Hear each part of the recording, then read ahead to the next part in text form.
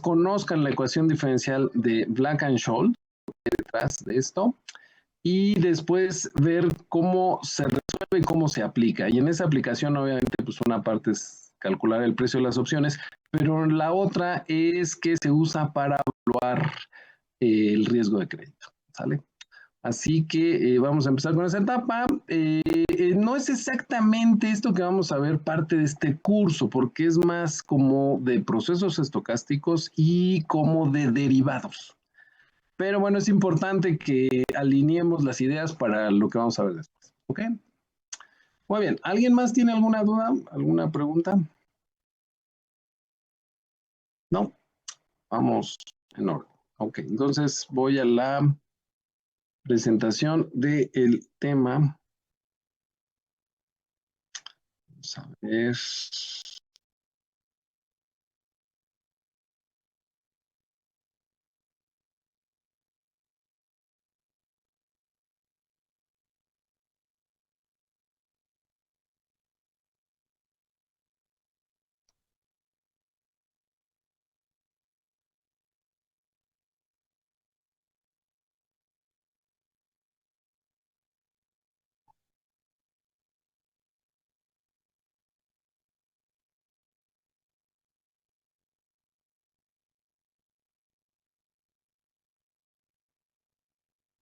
Ok, pues miren, ahí está la presentación. Es tema complementario, se llama la ecuación diferencial de Black-Scholes y es de 1973. Hay una historia muy interesante en esta historia de Black-Scholes, pero bueno, no digo, la idea no es platicar ahora sí que el chisme, pero platicaremos un poco de esa historia que hay detrás de la ecuación diferencial de Black-Scholes.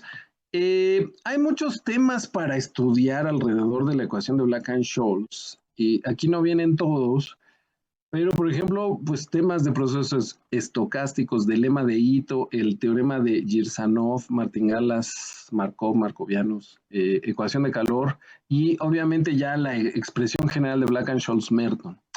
Eso es, digamos que como lo básico, ¿no? Bueno, aquí no nos da espacio para ver todo eso porque, pues, les decía, es más de procesos estocásticos y de derivados. Pero, sí nos da espacio para ver algunos elementos clave que les va a ayudar para entender riesgo de mercado y riesgo de crédito. Bueno, hablando un poco de historia, el proceso central se llama proceso Wiener. Wiener es este personaje, es este señor Norbert Wiener, que pues básicamente es un físico, un ingeniero, ahí si se pueden ver, está con un robot de aquella época, ¿no? Esa foto es un robot de aquella época. Y bueno, es un personaje, pues yo diría que muy interesante en esto, porque el proceso todo el mundo lo conoce como movimiento browniano.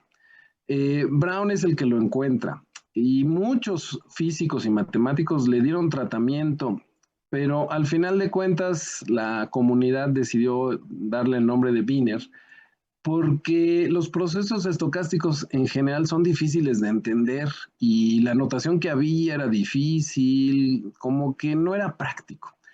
Y lo que hizo Norbert Wiener fue ponerlos de forma práctica. Por eso se le conoce como proceso de Wiener. Otro personaje que es famoso porque al final de cuentas los procesos de Wiener también son procesos de Levy es este señor, Paul Pierre Levy. Y tiene varias cosas, por ejemplo, ahí dice, introdujo el concepto de martingala, los vuelos de Levy, procesos de Levy, medida de Levy, constante de Levy, distribución de Levy, área de Levy, o sea, todo es Levy, ¿no? Es un personaje muy relevante para cuestiones de estadística y bueno, en temas de procesos estocásticos, pues ni se diga. Entonces, aquí digamos que tenemos a los dos personajes centrales. Como definición, proceso de Wiener es muy sencillo de definir. Un proceso estocástico es una colección de variables aleatorias. Generalmente se escribe así, ¿no? Entre corchetes se pone la variable aleatoria, un subíndice del tiempo y se indica qué valores toma el tiempo. En este caso dice que el tiempo es positivo, eso quiere decir que es un proceso continuo del tiempo. Las realizaciones, es decir, la variable aleatoria puede ser continua o discreta. En el caso del proceso de Wiener es continua, es decir, es un proceso continuo que es continuo del tiempo. Y tiene un punto inicial, ese punto inicial vale 0 y tiene dos propiedades básicas. La primera propiedad es que si tomamos dos puntos del tiempo y calculamos la diferencia de las observaciones de ese proceso en esos dos puntos, esa diferencia se distribuye como una normal de media 0 y varianza t menos s, es decir, el tiempo observado. Y la segunda propiedad que tiene es que si tomamos 4 puntos del tiempo y hacemos el cálculo de dos diferencias, ahí, bueno, obviamente los tiempos no traslapan para que no compartan información estas diferencias. Y estas diferencias son variables aleatorias independientes. Eso es un proceso de Wiener. La primera propiedad que satisface se le conoce como la de los incrementos gaussianos y la segunda propiedad se le conoce como la de los incrementos independientes. Los procesos estocásticos son muy interesantes en el sentido de que no es relevante cómo se distribuye W. O sea, si se fijan, aquí no estoy diciendo cómo se distribuye W. Lo que estamos diciendo es cómo se distribuye la diferencia de W. Y sabemos que la suma de normales es normal, por lo tanto la resta de normales es normal, pero si la resta es normal, no sabemos exactamente quién es W. Entonces, W puede tener otro tipo de distribución, ¿no? Por ejemplo, pueden ser poissones y la diferencia de las poissones puede dar una normal, ¿no? Eso puede pasar por las famosas convergencias en distribución. Así que este dato es importante. El proceso no define cómo se distribuye la variable aleatoria, sino define cómo se distribuye la diferencia. Bueno, esa es la idea del proceso de Wiener. ¿Qué es lo que pasa detrás de un proceso de Wiener? Bueno, pues el concepto se llama también movimiento browniano. El primero que observa el movimiento browniano es Jan Ingenhousz y este personaje lo hizo en el 1785 After Christ, ¿no? O sea, después de Cristo. Y este personaje, pues ahí, por ejemplo, está su doodle cuando Google le hizo su homenaje, pues es un personaje involucrado con muchas cuestiones de biología y de temas relacionados con pues algo que también tiene que ver con lo que hizo Robert Brown, que es el que lo descubre. Curiosamente, el nombre de Ingenhousz no queda ahí, el que queda es el de Robert Brown. Robert Brown descubre el movimiento browniano en 1827. Y lo que ocurre aquí con Robert Brown es que es botánico, no es físico, no es matemático, no sabe de estadística, es un botánico. Pero él escribe un texto que generó mucho revuelo y por eso se le dio el nombre de Robert Brown. Lo que él hacía, pues como botánico, era pues, tratar de mejorar sus semillas, de lograr que las plantas fueran pues, más grandes, más fuertes, estas cuestiones básicas de la botánica. Y él, pues así de curiosidad, se le ocurrió poner agua y observarla al microscopio y describió, y eso fue lo que generó revuelo, cuando ¿no? puso esto, puso en sus descubrimientos que puso el agua y el agua se movía, como si una mano invisible moviera el agua. Y pues esto cuando llegó a los físicos generó revuelo, ¿no? O sea, como que el agua se mueve, ¿no? De forma mágica. Pues, ¿qué pasó? Y obviamente los físicos sabían que si el agua se estaba moviendo, se estaba siendo perturbada, es por un sistema térmico, es la famosa termodinámica. Así que los físicos empiezan a estudiar esto y por eso el nombre de movimiento browniano, ¿no? Por el que lo descubre. Bueno, un actuario famoso que a lo mejor no sabían que era actuario, Thorvald Thiel. Bueno, pues este personaje que por ahí tiene una ecuación diferencial, la famosa diferencial de Thiel, entró a describir pues, muchas ideas sobre esto que es el movimiento browniano. Así que bueno, es un personaje relevante, pues igual para nosotros, eso lo hizo en 1880.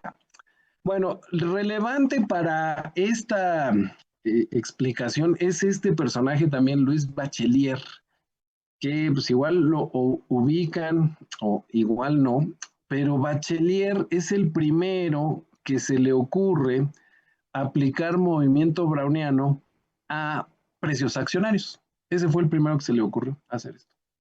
Es un personaje famoso. Y aquí es donde viene esta historia que les digo que es como una telenovela y es un chisme.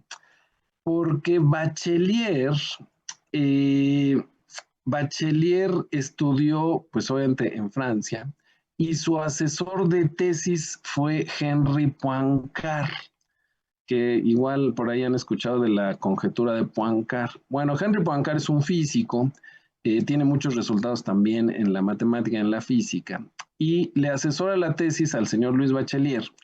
Y curiosamente el asesor decía que pues habiendo tantos problemas que resolver en la física, a este estudiante se le ocurrió hacerlo sobre cuestiones financieras, ¿no? Entonces él como que no apreciaba el trabajo de Bachelier y el resultado de esto es que la tesis de Bachelier, como le pasa a todas las tesis, ¿verdad? Se quedó empolvada en la Universidad de la Sorbona en París. Prácticamente, si este trabajo no se descubre, igual ahorita no estaríamos hablando de la ecuación diferencial de Black-Scholes. O igual hablaríamos de una ecuación que lleva otro nombre, porque lo que ocurrió fue que este economista famoso que también ganó un Nobel, Paul Samuelson, en una de estas investigaciones llegó a la universidad y desempolvó la tesis y se le hizo muy interesante y de él fue que vino todo este interés por tratar de resolver el problema de Bachelier. El problema de Bachelier es que él evaluó opciones financieras usando movimiento browniano, pero la evaluación le daba precios negativos y él no supo cómo resolver eso, los precios negativos. Samuelson dijo, no, yo sí lo resuelvo y estuvo mucho tiempo tratando de lidiar con eso y no pudo. Por eso no se llama ecuación de Samuelson, ¿no? Ni tampoco se llama ecuación de Bachelier. Así que bueno, pues ahí está una historia curiosa. Luego, otro personaje que aparece aquí en escena y que es tal vez el que pues le dio la fama ya global a el movimiento browniano fue Albert Einstein. Albert Einstein escribió sobre el movimiento browniano en 1905 y pues como ya era un rockstar de la física, pues básicamente todos los físicos otra vez empezaron a meterse muy de lleno con el movimiento browniano. El problema de Einstein es que estaba en otro nivel y pues obviamente lo que él decía pues estaba muy bien, pero nadie lo entendía. Y ahí es donde aparece Wiener, que dijo, a ver, las cosas son así y bueno, pues ahí está la historia de cómo el movimiento browniano pues avanzó, evolucionó. Y la verdad es una historia grande, por ahí también estuvo el señor Fourier, prácticamente las primeras soluciones al problema del movimiento browniano es de Fourier y muchos matemáticos. La verdad es difícil decir quién no se involucró por lo interesante que puede ser el movimiento browniano. Bueno, el movimiento browniano puede ser unidimensional, bidimensional, tridimensional, puede tener diferentes dimensiones, obviamente a mayor dimensión, mayor complejidad. Y algo con lo que podemos trabajar que es muy sencillo de entender es que si pensamos que hay una partícula y que esta partícula se va a mover en un lapso de observación muy pequeñito, es decir, de t al diferencial de t, entonces la pregunta es ¿hacia dónde se movió? Y la respuesta es que pues va a tener una especie de media donde si pasa cierto tiempo pues se va a mover digamos que de forma conocida, pero va a tener cierta varianza que eso es lo que va a hacer que pues no sepamos exactamente hacia dónde se movió. Y la media en este proceso se le llama drift, que se traduce como deriva. El concepto de deriva viene porque precisamente cuando dejamos una lancha en un lago, en el mar, ¿no? Que como hay un oleaje, esa lancha se mueve erráticamente. Ese movimiento es movimiento browniano bidimensional. Y entonces, bueno, ese concepto se llama deriva, y hay algo que se llama la potencia del ruido, en este caso, que pues nosotros lo conocemos más como la varianza, ¿no? La varianza, y que cuando esta se le saca su raíz, se le llama volatilidad. Bueno, esas son las piezas clave. Generalmente los procesos estocásticos se definen con propiedades, y generalmente es más práctico definirlo con ecuaciones diferenciales. Y si usamos las propiedades del movimiento browniano que pusimos previamente, por ejemplo, la de que tiene incrementos gaussianos, y esos incrementos gaussianos los relacionamos con una normal estándar, ¿no? Esa normal estándar la llamamos epsilon. Entonces, pues lo que hay que hacer es desestandarizar el proceso. Como tiene media cero, pues la A, que representa la traslación, va a valer cero, y la B, que representa la escala, es la sigma. En este caso, la sigma sería la raíz del tiempo, ¿no? El tiempo de observación, que es T menos S. Por lo tanto, la diferencia, que es gaussiana, se puede escribir como una normal por su desviación. Y si hacemos que el tiempo se aproxime, ¿no? Y sea una observación infinitesimal, lo que va a ocurrir es que el t menos s se convierte en un diferencial, y el wt menos ws también, y ese diferencial se ve así. Y a esa expresión se le llama movimiento browniano estándar. ¿Por qué se llama así? Pues porque está basado en una normal estándar, por eso se llama movimiento browniano estándar. Digamos que ese es el primer punto de partida para el movimiento browniano. Lo interesante aquí es que, pues, simplemente con que vea uno esa ecuación, uno ya sabe que eso es un movimiento browniano estándar. Y no hay que poner las propiedades, las tres propiedades, con eso ya se sabe que es movimiento browniano estándar. Bueno, si es estándar y le incorporamos media y le incorporamos potencia, entonces se vuelve un movimiento browniano con tendencia, o el clásico movimiento browniano. Ese movimiento browniano lo que tiene de curioso es que la distribución ya es una normal con media mu.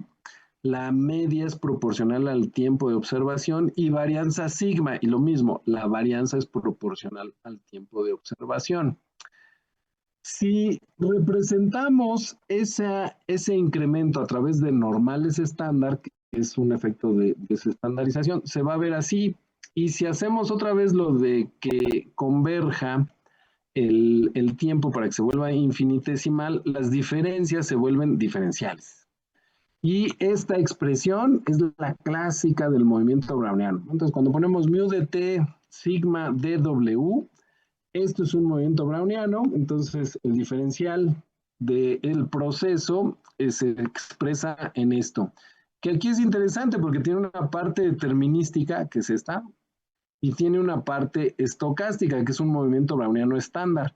Esta parte que está aquí es el proceso de Wiener, ¿no? Entonces, todo esto se llama movimiento browniano, y bueno, pues se ve así. La W viene obviamente de Wiener, por eso la notación clásica siempre lleva W. Bueno, pues esa es la idea clásica del movimiento browniano, ¿no? Bueno, nosotros lo que queremos es llevar esto a alguna aplicación práctica. Y ahí hay que entender qué comportamiento tiene el movimiento browniano. De entrada, el movimiento browniano es una caminata. Lo que veíamos en la expresión anterior es una caminata de forma continua. Se puede discretizar. Si se discretiza, se vería así. Eh, ahí lo que podemos pensar es que como expresa efectos de cambio, por ejemplo, podemos ver que la trayectoria, si quitamos la parte estocástica o la parte aleatoria, pues es una línea recta, ¿no? Esa trayectoria, si resolvemos la ecuación diferencial, es una línea recta. Así que el movimiento en su parte determinística tiene como comportamiento una línea recta, es decir, que se va a ver así, ¿no? Y ahí la pendiente es la mu y el punto de partida aquí va a ser este x0. Esa es la parte determinística del movimiento browniano. Sin embargo, tiene también un efecto que es el efecto del ruido o de la volatilidad. Y entonces estos puntos no ocurren en línea recta, sino a veces ocurren por arriba y a veces ocurren por abajo. Y es cuando entonces vemos que el movimiento lo que va a hacer es que tiene esa tendencia, pero no va exactamente en línea recta. Esa es la idea de por qué el movimiento browniano se ve así. Eh, bien, y tiene otras características que pues también lo hacen sorprendente al movimiento browniano, y una de estas es que el cambio es una caminata sin patrón, ¿no? El DW. Pero si se eleva al cuadrado, la teoría de la distribución nos diría, si tengo una variable y la elevo al cuadrado, es otra variable aleatoria. Si, por ejemplo, es una normal, la elevo al cuadrado, es una g cuadrada, ¿no? Si es una exponencial, por ejemplo, y la elevo al cuadrado, se convierte en una Weibull, ¿no? Entonces, lo que sabemos en la teoría de la distribución es que una variable aleatoria, si se eleva al cuadrado, es otra variable aleatoria. El tema aquí es que como esta es infinitesimal, cuando se eleva al cuadrado deja de ser aleatoria. Y pasa lo siguiente. La idea es de que si yo calculo el valor esperado de la variable aleatoria al cuadrado, como es un proceso Wiener, ese proceso Wiener es este movimiento browniano estándar, lo expreso a través de la variable normal estándar, lo elevo al cuadrado y entonces me queda esta expresión. Tengo una variable epsilon, que es una normal al cuadrado, y una constante. La constante sale del valor esperado y entonces pues queda así. Como la epsilon es normal 0,1, la característica que tiene pues es que la esperanza de esa epsilon es 0 y la varianza es 1. Como la varianza es el segundo momento menos el primero al cuadrado y el primero es 0, pues es el segundo al cuadrado. Entonces, este de aquí se hace 1 y solo queda el diferencial del tiempo, es decir, el valor esperado de esta variable aleatoria al cuadrado es el diferencial del tiempo. Y si calculamos la varianza, lo que va a ocurrir calculando la varianza es que usando estas mismas propiedades, la varianza del proceso, pues sería, usando la normal, la varianza de una variable aleatoria por una constante. La constante va a salir al cuadrado. Y aquí es donde viene el efecto infinitesimal. Como el diferencial tiende a cero, no es cero, pero tiende a cero, si se eleva al cuadrado es cero. Entonces, esa es la propiedad infinitesimal. dt es cercano a cero, si se eleva al cuadrado, pues es prácticamente cero. Y por lo tanto, la varianza de esta variable aleatoria tiende a cero. Si una variable aleatoria tiene varianza cero, pues no es variable aleatoria. Por lo tanto, el dw al cuadrado en realidad tiende a dt, es decir, deja de ser variable aleatoria. Y este resultado es uno de los resultados clave para el lema de Ito. El lema de Ito es cómo calculo derivadas de procesos estocásticos. Y la respuesta no es sencilla porque depende del proceso. Básicamente es un problema de teoría de la distribución, ¿no? Si yo sumo variables aleatorias, ¿cómo se distribuye? Pues no lo sé, ¿no? La derivada o el diferencial es una diferencia.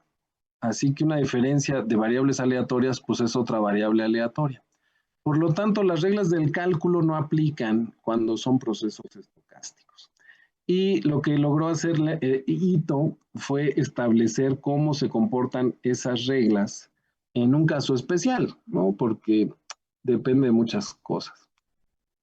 Bien, siguiendo con la idea del movimiento browniano, otras curiosidades que tiene este movimiento es, por ejemplo, que es un proceso de variación total, es decir, no sabemos dónde va a estar el proceso en el tiempo, pero sí sabemos qué tanto puede variar en el tiempo. A eso se le llama proceso de variación total. Si nosotros nos pusiéramos, ¿no? Si dijéramos, ay, voy a hacer ejercicio, movimiento browniano, entonces hacemos una caminata, movimiento browniano, y decimos, voy a caminar de aquí hasta acá, la distancia es infinita, ¿no? Lo cual eso también es muy curioso. Así que el movimiento browniano, la longitud que tiene como caminata es infinita. ¿De dónde podemos ver eso? Pues básicamente de pensar en que si nosotros observamos de aquí a acá, ¿no? Y digamos que observamos el incremento del tiempo, y ese incremento lo particionamos en n pedacitos, entonces cada pedacito es el incremento del tiempo sobre n. Eso sería, pues básicamente la lógica. El salto en el movimiento browniano discretizado, pues básicamente es la raíz de esto. Entonces, precisamente al escribir esto, ahora sí, así, pues lo que nos va a quedar es esta expresión, y en esa expresión, si el incremento del tiempo tiende a cero, pues eso tiende a infinito. Y por eso la longitud es infinita. Otra característica que tiene el movimiento browniano es que como se construye a partir de subidas y bajadas, cada punto que se ve ahí viene de una subida o de una bajada. Por lo tanto, es un conjunto de picos, no es una curva suave. Como no es una curva suave, no tiene derivada. Entonces, la caminata movimiento browniano no tiene derivada.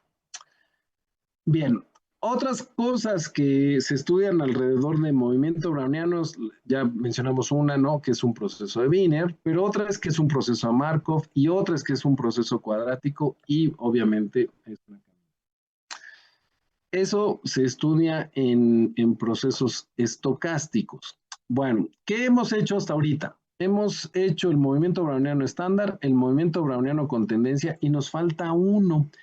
Y ese que nos falta se llama movimiento browniano geométrico.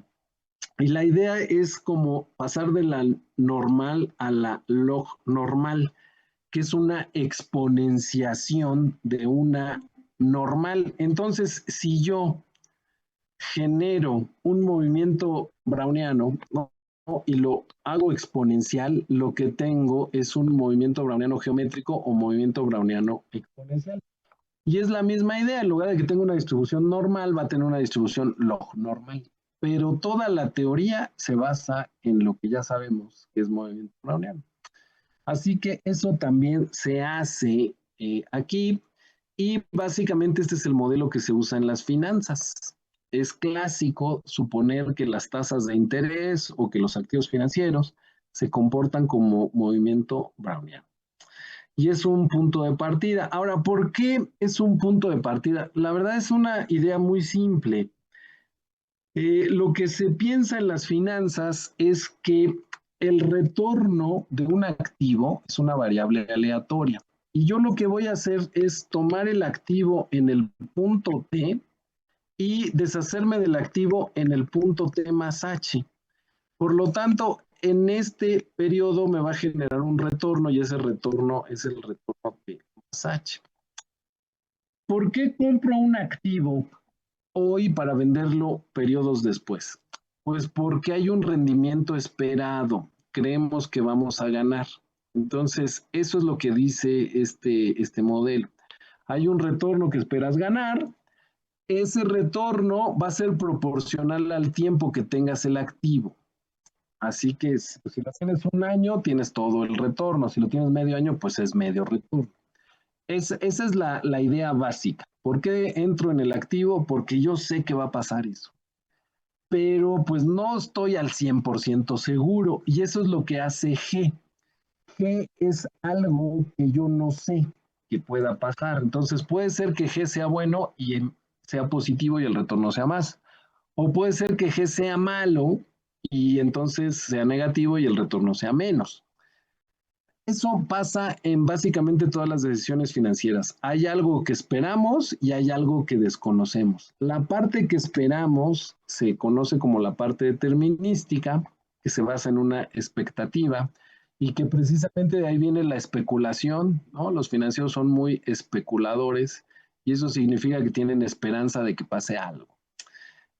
Pero pues el mercado tiene una característica que pues es estocástica y entonces lo que va a ocurrir es que no necesariamente va a pasar lo que esperamos, que es la otra componente, la componente estocástica. La suma de los dos va a ser el retorno.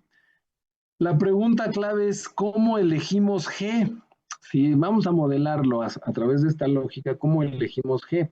Y la respuesta es, bueno, G es, como está basada en algo que yo espero que pase, G tiene esperanza cero. Digamos que a veces va a ser positiva, a veces va a ser negativa, pero en el gran promedio va a ser cero. Y va a tener una varianza que va a ser proporcional al tiempo. Y opuesto de otra forma, es homocedástico, ¿no? Si pensamos en una variable aleatoria que tenga media cero y una varianza fija, pues una buena propuesta puede ser la normal. Así que podemos pensar que G tiene una distribución normal. Esa es una idea básica. Sobre esta idea, lo que vamos a hacer es que el H, que es el tiempo con el que vamos a poseer el activo para generar el rendimiento, vamos a hacer que ese tiempo empiece a ser muy pequeño. Así que a ese H lo vamos a cambiar por un diferencial, ¿no? El diferencial del tiempo, para que la expresión anterior ahora se vea de esta forma. También vamos a cambiar a la G por una normal estándar para que tome esta forma. Y pues pensando que es una variable aleatoria, lo clásico es que el valor esperado se denota por mu. Eh, Sabemos que una normal por una varianza y el tiempo en raíz es un movimiento browniano estándar, entonces eso lo vamos a llamar dw. Y el rendimiento se calcula como el precio final, que sería el precio ST más H, menos el precio inicial, que era el de ST, entre el precio inicial, que es el ST. Esto es el retorno, ¿no? Este es el retorno. Ese retorno, lo de arriba se convierte en un diferencial y lo de abajo, pues es lo mismo, y esa sería mi tasa de retorno. Así que sobre ese retorno, si yo sustituyo en el modelo se ve así. Precisamente este es un proceso estocástico que es el que veíamos previamente, que se llama movimiento browniano geométrico. Por eso, el movimiento browniano geométrico se usa para evaluar activos financieros. Principalmente acciones, pero se puede usar para cualquiera. El tema es que hay activos que tienen ciertas propiedades que no hacen sentido de usarla normal, como aquí estamos suponiendo.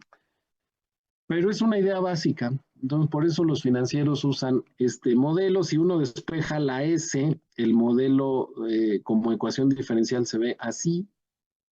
Se le llama esto movimiento browniano geométrico o movimiento browniano exponencial. Y pues de aquí es de donde viene la famosa ecuación diferencial de Black-Scholes. Lo que nos falta en esto es encontrar el lema de Ito. Bueno, siguiendo con esta lógica, si lo hacemos como caminata aleatoria, construimos los incrementos, entonces tiene los mismos componentes de un movimiento browniano, tiene una tendencia o una deriva o una velocidad, tiene una volatilidad o ruido o potencia, Y como caminata aleatoria, se suele escribir a través de incrementos. Esos incrementos pues tendrían una distribución normal. Eh, bueno, ¿de dónde sale la log normal? Y ahí es donde va a entrar el famoso lema de Ito. Bueno, pues de algo que dice ahí, la derivada que no es derivada, porque al final de cuentas, aquí las derivadas no se comportan igual. Por ejemplo, en el cálculo clásico, el ordinario, el diferencial de S entre S es el diferencial del logaritmo de S. Bueno, en cálculo estocástico no es así. Aquí tengo una variable aleatoria y acá tengo otra variable aleatoria. El cociente de variables aleatorias es otra variable aleatoria que a lo mejor no coincide con el logaritmo de esa variable aleatoria. Ese es el problema aquí. Entonces necesitamos una regla que nos pueda explicar cómo se distribuye esto. Y esa regla se conoce como el cálculo de Ito. ¿Qué dice el cálculo de Ito? Bueno, el cálculo de Ito solo aplica a procesos de Ito. Esa es la primera regla. ¿Qué es un proceso de Ito? Un proceso de Ito básicamente es un proceso estocástico que tiene esta forma diferencial. El proceso X se llama de Ito si su diferencial se expresa en dos partes, parte determinística y parte estocástica.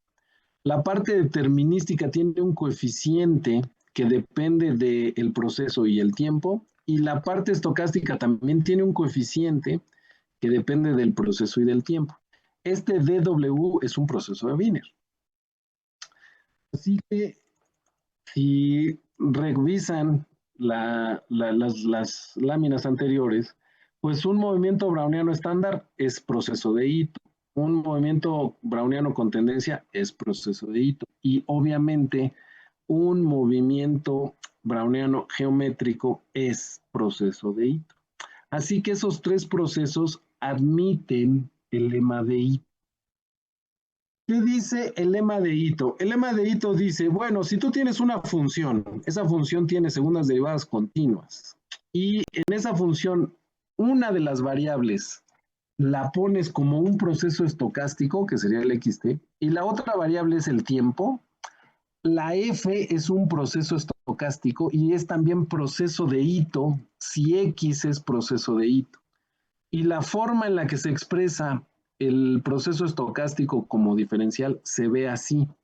Y esto es lo que nos permite calcular la derivada del proceso estocástico. Eh, la expresión se ve muy apantallante, ¿no? Aquí, fíjense, lo interesante del cálculo estocástico es que en cálculo infinitesimal uno se aprende que la derivada de x al cuadrado es 2x, ¿no?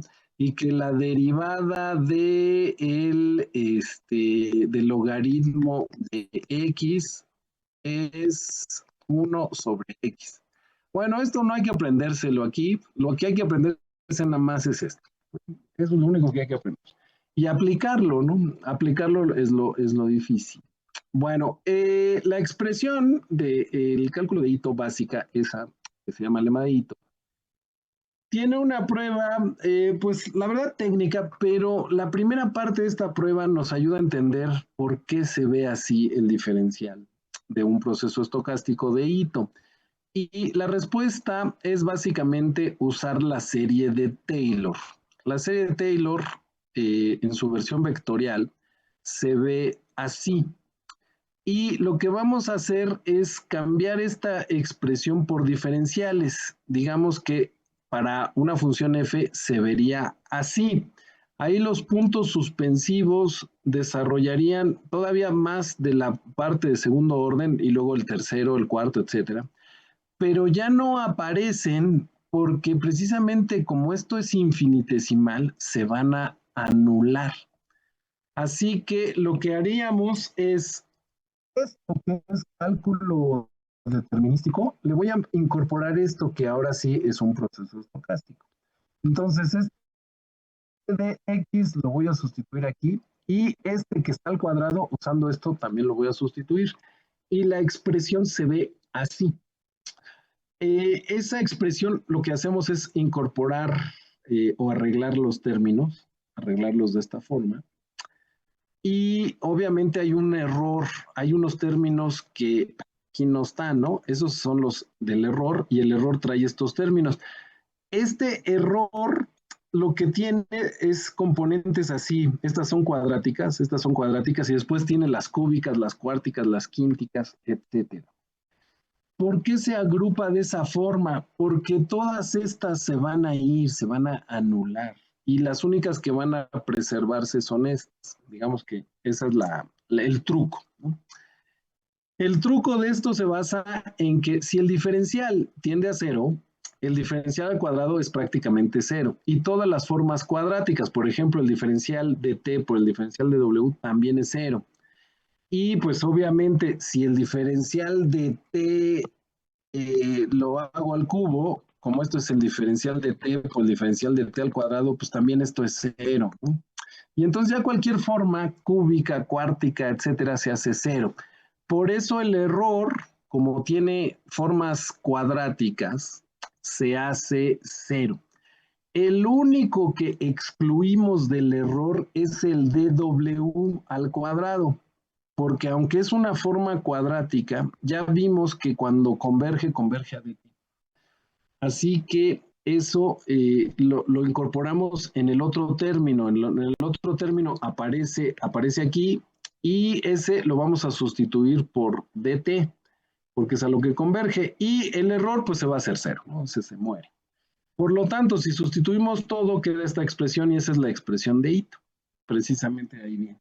Entonces, el lema de Ito nos permite, pues, encontrar el diferencial de un proceso estocástico de Ito. Y esto nos va a ayudar a entender qué es lo que pasa con el movimiento browniano geométrico. ¿Qué es lo que diría el lema de Ito aplicado al movimiento browniano geométrico? Bueno, el lema de Ito dice, tengo un proceso, este es movimiento browniano geométrico. Y si es un proceso de Ito, porque precisamente esta representación cumple con la característica de ser un proceso de Ito. ¿Qué vamos a hacer? Bueno, vamos a usar una función, la función logaritmo. Y a esa función logaritmo lo que voy a hacer es sustituirle adentro un proceso movimiento browniano para ver qué pasa. Así que si hacemos la aplicación del lema de Ito bajo esta característica, lo que va a ocurrir es que el cálculo clásico me diría, este diferencial cámbialo por este diferencial, ¿no? Por el diferencial logarítmico. Pero en el lema de Ito me da una regla diferente. Y la regla que da el lema de Ito es la siguiente. Expreso el proceso bajo la lógica de lo que es un proceso de Ito, para identificar quién es la A y quién es la B y aplicar la fórmula de Ito. Entonces, ya habíamos dicho que la función que voy a usar es una función logarítmica.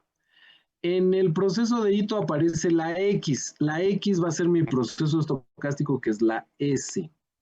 El coeficiente A, pues si aquí yo despejo la S, me va a quedar mu por S, entonces el coeficiente A es mu por S. Y al despejar, entonces me queda sigma por S, el coeficiente B es sigma por S. Ya identifiqué los términos, quién es la A y quién es la B. Lo que hago es que calculo las parciales de estas variables. Entonces, la parcial de f respecto de x es la parcial del logaritmo de s respecto de s, 1 entre s. Calculo la segunda derivada y la segunda derivada es menos s a la menos 2. Y como la función f no depende del tiempo, si derivo respecto al tiempo se hace 0. Así que lo que me queda es sustituir. La fórmula de Ito dice el diferencial es esta expresión. Bueno, ya tengo el A, ya tengo las parciales, el B, pues si sustituimos la expresión por pura sustitución se ve así. Aquí lo que va a pasar es que esta S, por ejemplo, con esta S se va, esta S con esta S se va. Entonces, si arreglamos los términos, ¿no? Esta S con esta S se va. Lo que nos va a quedar como expresión se va a ver así. Y entonces la conclusión es que el diferencial del logaritmo de S sí es un movimiento browniano, pero lo que va a pasar es que cambia la media. El proceso cambia de media.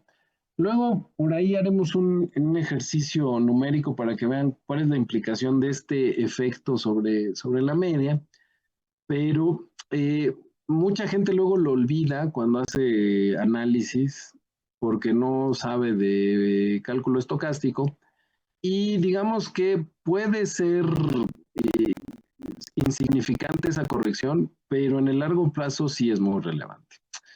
Y lo que nos daría, por ejemplo, como regla de derivación estocástica, esto que acabamos de hacer, es que para procesos estocásticos, y en este caso para un movimiento browniano geométrico, el diferencial del logaritmo de S es el diferencial de S entre S, pero lleva una corrección determinística. Esa es la fórmula final. Si solo fuera cálculo determinístico, pues se ve así. Y cuando es cálculo estocástico, pues se ve así. Esa es la lógica de cómo funciona pues esta teoría, ¿no? Del proceso de movimiento browniano geométrico. Para simulación, ¿no? Si queremos simular precios accionarios, por ejemplo, que ahí se usa la versión discreta, pues la forma correcta de la simulación es usar una normal con media mu menos un medio de sigma cuadrada. Eso es lo que diría esto para que fuera una simulación correcta, que en el largo plazo sí puede ser relevante, en el corto no, en el largo sí. Así que, bueno, pues eso hay que tener cuidado. Si se modela como tasa, la tasa lleva esa corrección. Esa tasa se llama tasa de retorno del activo. Entonces, ese es un resultado del lema de TI. Y pues prácticamente aquí terminamos. Lo que habría que ver, pero bueno, ya no nos corresponde, es algo que se llama integración estocástica. La integración estocástica es muy interesante porque en el cálculo simple la integral tiene esta famosa suma superior y suma inferior. Y lo que dice la integral es que ambas convergen al mismo valor. Y si eso pasa, la función es integrable. Bueno, en cálculo estocástico, la superior se llama integral derecha y la inferior se llama integral izquierda. Y son diferentes. Y son diferentes porque la integral izquierda ve hacia el pasado y la derecha ve hacia el futuro. Y el pasado y el futuro no son iguales. Entonces, las integrales no son iguales. Eso es muy curioso en cálculo estocástico. Y pues nada más para que también vean ahí una fórmula de cálculo estocástico.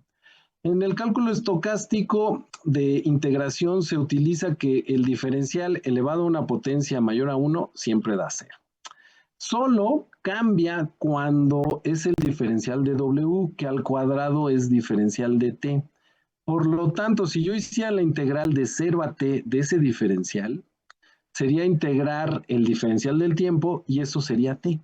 Entonces, esta parte es como la regla clásica de integración. Cuando son integrales múltiples, por ejemplo, se usa esta regla de integración. Pero hay más, ¿no? Hay más y la idea no es avanzar mucho en esto. Lo que vamos a ver en la siguiente sesión es, pues, cómo esto genera una ecuación diferencial que sirve para evaluar opciones y la solución, pues, es un modelo que se usa para evaluar empresas, por ejemplo. ¿Sale? Eso lo veremos en la siguiente sesión de esta, pues, esta subclase, por así decirlo. Muy bien, pues listo, vámonos a disfrutar el calor, creo.